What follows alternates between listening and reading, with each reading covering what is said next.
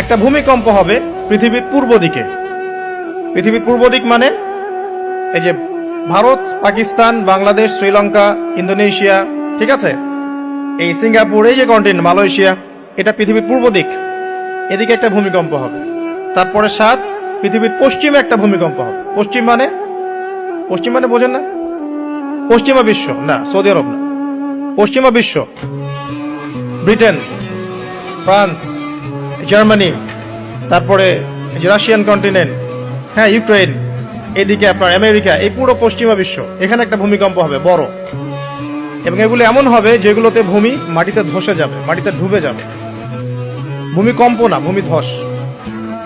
8 পৃথিবীর মাঝখানে মধ্যপ্রাচ্যে একটা ভূমিকম্প হবে, যেখানে আমাদের সো কল্ড আমিরুল মুমিনিনরা থাকে, এদের এখানে একটা ভূমিকম্প হবে ইনশাআল্লাহ। আর 9 ইয়েমেন থেকে একটা আগুন বের হবে। ইয়েমেন থেকে একটা আগুন বের হবে, যে আগুন মানুষকে হাসরের মাঠের দিকে তাড়িয়ে নিয়ে আসবে। আরেকটা বলেছেন 10 নাম্বার, সূর্য উঠবে পশ্চিম দিক থেকে। সূর্য উঠবে পশ্চিম দিক থেকে, তাহলে আর সময় নাই, পৃথিবীর সময় শেষ।